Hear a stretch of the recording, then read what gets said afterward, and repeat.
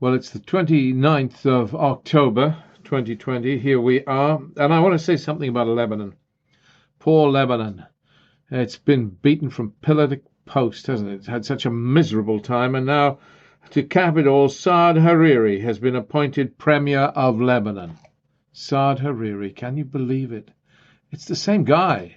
The same guy who's been in there from 2016 to 2020. The same guy who was in there from 2009 to 2011, Saad Hariri, with his little bit of stubble on his rather plump face, doing well for his age because he's been around a while.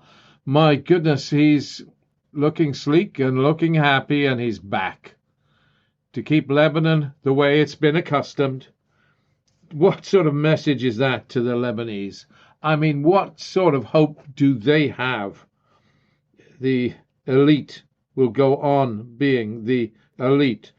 What deal is there to bring an end to this dominance of Lebanon by this corrupt elite that sucks the blood out of the veins of the people of Lebanon? It is staggering, isn't it, really? Sucks the lifeblood out of the people of Lebanon like a vampire sucks the lifeblood from its victims. And the world stands by. Does it even really express its disgust at what's going on in Lebanon? It is astonishing, isn't it, that this country endures so much for so long and is allowed. I mean, this is extraordinary, actually, quite extraordinary. Currently, the IMF is lurking in the wings. Just to beat all on top of a plethora of blood-sucking vampires Lebanon already has to deal with. Hariri and his ilk, are they not going to extend the clientelism that Lebanon is famous for? Go on cheating the people? Won't they do the same thing that's always been done in Lebanon? And then what's the other alternative? We get France to step in and give and it's trying to get Lebanon to take a World Bank loan. Where's that money going to go? Into whose pockets? Oh, the IMF, isn't it? To be actually correct about it, it's not the World Bank. I think it's the IMF, the International Monetary Fund's terms include doubling of VAT, ending all subsidies, and higher taxes. It's difficult. Lebanese are expected to carry out this austerity plan in the midst of their misery. The IMF, they're really not. They're clueless, aren't they, really? They have no compassion or understanding of real situations. Nor does the government of France, to be honest. All the additional suffering that this entails. And who supports this decay and corruption? Well, I mean, Iran for a start, because it maximizes Hezbollah's control over the region it has hegemony over. So, yes, Iran is keen on the present system and the way things go and the status quo. Yeah. I mean, they always talk about Hariri as being Saudi Arabia's man. Well, he can't be there without Iran's complicity in this. Now, Iran has a lot to answer for. Then there's America, who, in its perverted obsession with promoting Israel's short-term interest at any cost, sanctions Lebanon's banking system and makes it impossible for Lebanon to function properly. Yeah, it's just extraordinary. The U.S. demands the removal of Hezbollah. Come on, Hezbollah. What you want to shoot half the people in the country? Let's have some sense here. I don't know. I mean, Hezbollah were the only thing that defended Lebanon against Israel in the 2006 war. Otherwise, Israel would have taken most of Lebanon. And, of course, Israel was forced back and was forced on its uppers. It was in real trouble. Do we want Lebanon to be complete patsy and just roll over? so that it can be raped by the international community. Is that the answer here? No. Obviously, there is a way forward. Lebanon needs a reforming government.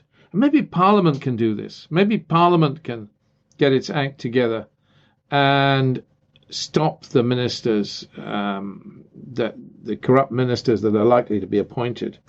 Maybe Parliament can do something. Because Lebanon needs a fair electoral law and a bicameral administration. Under the Taif agreement, Lebanon was supposed to have two houses, a two-house parliament, an upper chamber and a lower chamber. The upper chamber was kind of the sectarian playground. The lower chamber, the directly elected chamber, was so the upper chamber is like a House of Lords or a Senate.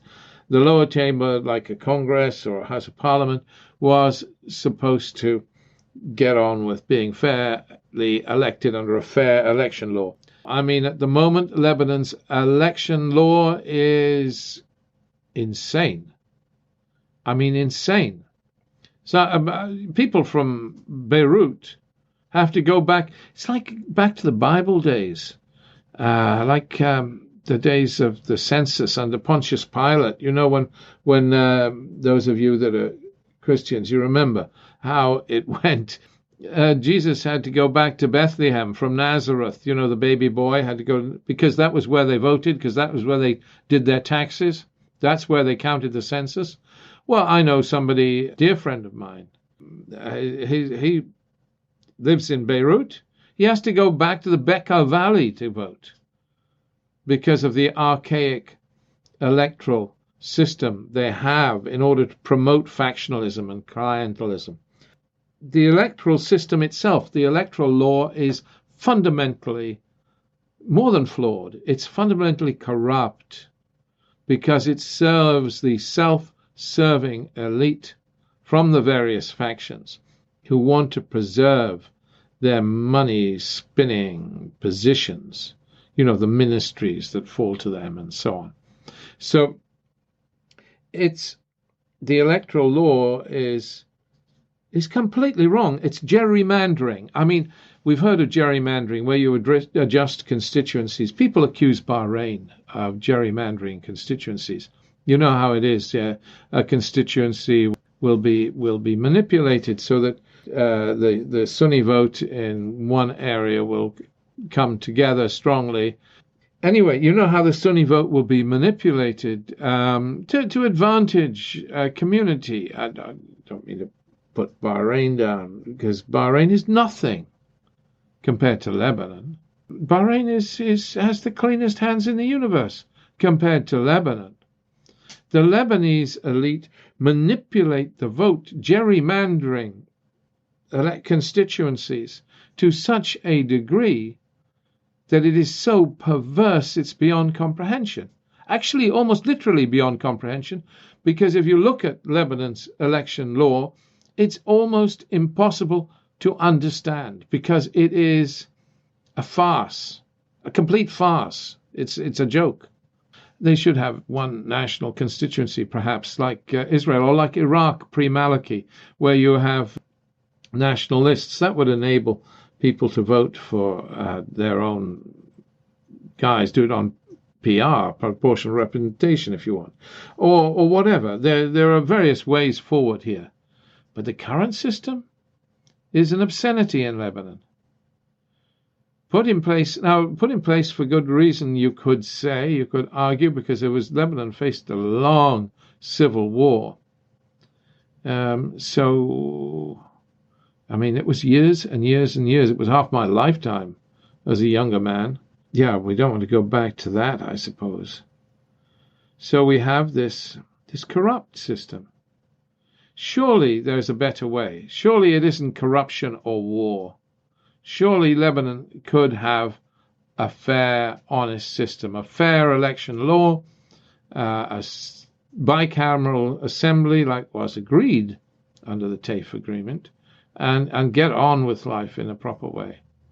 It's time for an end to this Lebanese disaster, and right quickly. because it's so unfair.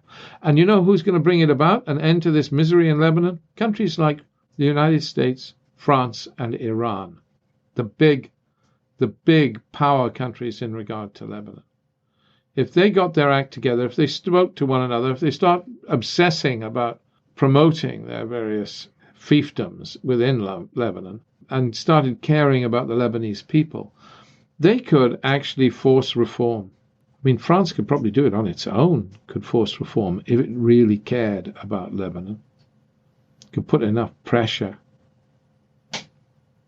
Let's hope that somebody cares, because it is so wrong what's going on in Lebanon today. Thank you.